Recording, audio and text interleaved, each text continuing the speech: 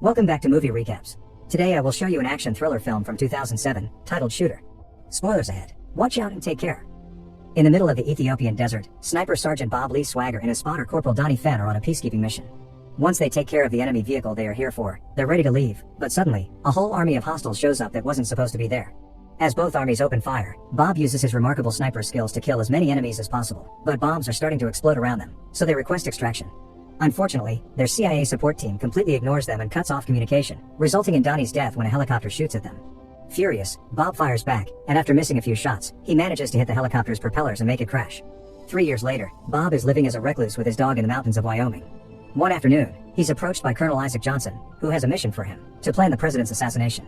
He mustn't execute it, just plan it, because they've received intel that an assassination attempt will be happening soon, so they need an expert to figure out how and where so they can stop it. Bob at first says no, but before leaving, Johnson gives him the information anyway as he appeals to his sense of duty. After testing the distance the president would be at with his own rifle and thinking about it a lot, Bob decides he will help. He visits the 3 locations the president will give a speech at and studies all the details until he comes to the conclusion that the attempt will be happening in Philadelphia. When he visits Johnson to inform him of this, Johnson congratulates him on a job well done and convinces him to come on the day of the event so he can be their spotter. Bob also meets Michael Shandor, another former soldier helping with the operation. On the day of the event, Bob joins Johnson's team in a room overlooking the site, which they set up with the help of a local cop. When the time comes for the president to give his speech after the Ethiopian archbishop, Bob warns them that this is the perfect moment for shooting and they should stop the president from getting on stage. However, they don't listen to him. Instead, the cop shoots at Bob as the mysterious enemy shoots at the president. Bob is wounded twice, but he manages to escape by jumping through the window and then through a building's glass ceiling. While Johnson's team cleans the room and only leaves Bob's rifle behind, Bob runs through the streets and comes across FBI agent Nick Memphis. Since Nick is a rookie, it's easy for Bob to disarm him and handcuff him to a railing. Then he steals his car keys as he tells him he didn't do it and it was all a setup.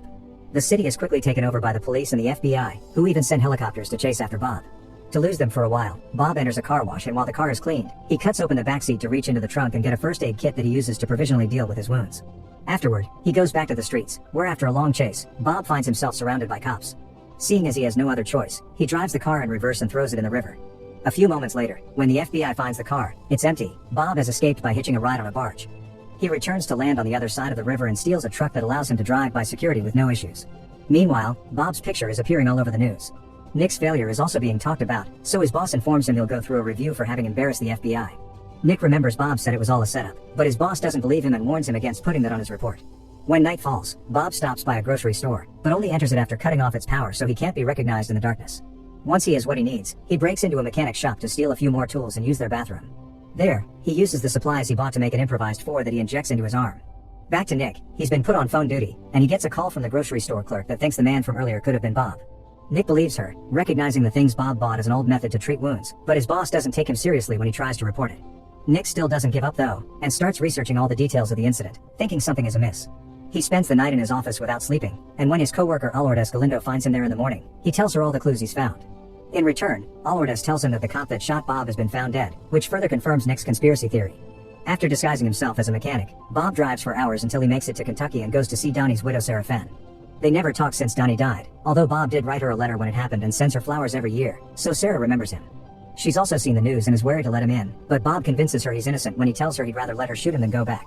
After Sarah informs him that the president is fine and it was the Ethiopian archbishop that got shot, Bob gives her a list of supplies she needs to buy so she can take care of his wounds.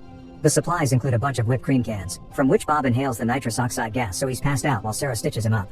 In the meantime, Nick visits all the buildings surrounding the area of the incident and finds tripod marks on the floor of an old bell tower. Then he goes to a cybercaf to chat with some weapons experts that quickly tell him about the remote-controlled rifles that could have been used in such a situation. When Bob wakes up, Sarah tells him his dog has been shot because they thought he wasn't going back. Bob's determined to clear his name, and he thinks Nick is the only way to do that, so he makes a plan to meet him. Sarah accepts to help him, and even gives him Donnie's old hunting rifle. The plan is simple. Sarah puts on a disguise and approaches Nick at a cafe to give him Bob's vehicle's ID information. That way when Nick investigates the information on the system, it'll get Johnson's attention. Sarah executes the plan perfectly, but Bob, who has been watching from afar, is found by the police asking for an ID. For a trained soldier like him, it isn't hard to fight them and even use their own dog against them, so Bob gets to knock them out and steal a radio before running away. Meanwhile, Nick does exactly as Bob predicted and searches for the car information in the system, but it's under a level of clearance he doesn't have access to. He asks Lourdes for help, and after some hesitation, she tells him which case has such clearance and confirms that the newscasts got tapes of the incident that were heavily edited. The other part of Bob's prediction also comes true. All of Nick's snooping around is noticed by Johnson's men, so of course, they'll take care of it. Nick is kidnapped and beat up for information, but since he won't talk, the thugs put up a contraption to shoot him and make it look like Nick did it to himself. Fortunately, Nick is saved at the last minute by Bob, who kills all the thugs with his rifle from afar before coming inside. Nick offers his help to do this the legal way since he can prove Bob didn't shoot the Archbishop, but Bob only wants revenge and the law can't give him that. It may clear his name, but the corrupted names will still be in power and do the same thing again in a couple of years. Since Nick has already done enough to lose his own job, he accepts to help. While Johnson's men find out Bob has sent flowers to Sarah every year and sends someone to kidnap her so they can use her as bait, Bob and Nick drive to Tennessee to meet Mr. Raitt, a firearms expert. Mr. Raitt tells them about a technique called paper patching, which makes it possible for a bullet to be fired from one rifle but made to look like it came from another. This is how Johnson framed Bob. They used a round Bob fired when he did the test before accepting the mission. Mr. Raitt also tells him that the only sniper left alive besides Bob that could have pulled such a trick is Mikhail Serbiak, whose description quickly makes Bob realize it's Sandor's real name. Nick calls Allordes so she can find information about Sandor's past, and she gets them the location of where to find him. This is actually a setup by Johnson, who has ordered Sandor to be bait for Bob. Johnson also calls in a favor from Senator Charles Meacham, who wants to see Bob dead too. It's late at night when Johnson's men break into Sarah's home. She manages to kill one of them, but the other one captures her, promising her to have a good time together. After they arrive at Virginia where Sandor is hiding, Bob and Nick go to a hardware store to buy a bunch of supplies they use to make their bombs, since Bob has already guessed there's a trap waiting for them. He also teaches Nick a sniper's basic knowledge so he can help as a spotter. When the time comes to act, Nick stays camouflaged in the bushes while giving Bob the location of the guards through the communicator. One by one, Bob takes most of the men out and spreads the bombs they made around the area before entering the house. Sandor isn't surprised to see him and accepts to explain it all. He doesn't know Johnson's real name, but he used Sandor the same way he used Bob, and he did it to many other snipers too. Find a wounded soldier, appeal to his honor for a single job, then throw him aside like an old dog. The whole mission has always been planned to kill the Archbishop, and pretending the shot had been intended for the president as the cover. The Archbishop was about to tell the public about an entire village that was wiped out so an oil pipeline could be laid through by an organization that exploits economic assets in developing countries, run by Meacham and Johnson. This happened in Ethiopia 3 years ago, and that's how Bob learns that he unwittingly provided overwatch for that massacre that day, which is why he and Donnie were left to die. As Nick tells Bob that soldiers have arrived and are surrounding the house, Sandor confesses he's been talking only to keep Bob inside while backup arrived. Then he reminds Bob that this conspiracy runs deep and there isn't just one head to cut. He also informs him of Johnson having Sarah before he puts a gun under his chin to end things on his own terms. The soldiers then begin breaking into the house so Bob fights them off as Nick activates the pipe bombs and the gas. With the smoke as cover, Bob leaves the house and continues to shoot more soldiers as he runs into a safe spot. Then Nick activates the napalm before sniping any remaining soldiers so Bob can escape safely.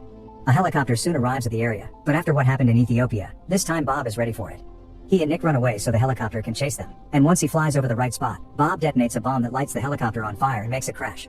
The pair manages to escape to Montana, where Nick calls Allordes and gets her to put him on the line with his boss. Nick only tells them he's with Bob and that he can't trust them before hanging up, because this whole chat is a setup for Johnson to track the phone and call them. Bob offers him a deal. He'll get Sarah back in exchange. He'll give them Sandor's confession about what happened in Ethiopia, which he secretly recorded. He also demands the exchange to be done with Meacham for extra privacy. They agree to meet on a snowy mountain. Johnson, Meacham, Sarah and her captor get there first.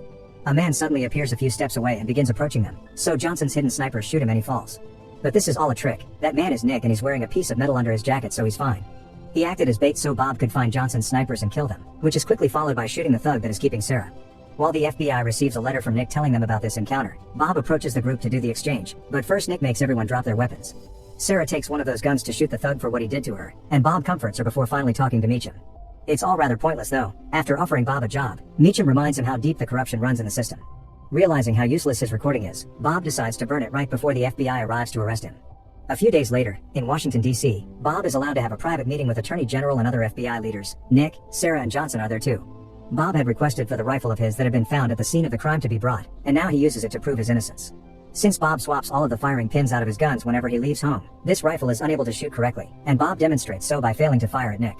The Attorney General accepts this evidence and grants Bob his freedom, but he can't accept his accusations against Johnson and Meacham because he lacks proof. Nick cuts in and shows him pictures of the massacre in Ethiopia, but the Attorney General claims he can't do anything about it because it's out of his jurisdiction. Sometime later, Meacham, Johnson, and their assistant are at the senator's mountain cabin when suddenly, Johnson falls dead from a shot and their car outside explodes. It's Bob, who is now at the door shooting the security guard and then the assistant before going after Meacham. When the senator reminds him he's part of the USA government, Bob just replies exactly and kills him as well. Afterward, he puts his gun in Johnson's hand and breaks the gas pipe, so once he leaves the house, the building explodes too.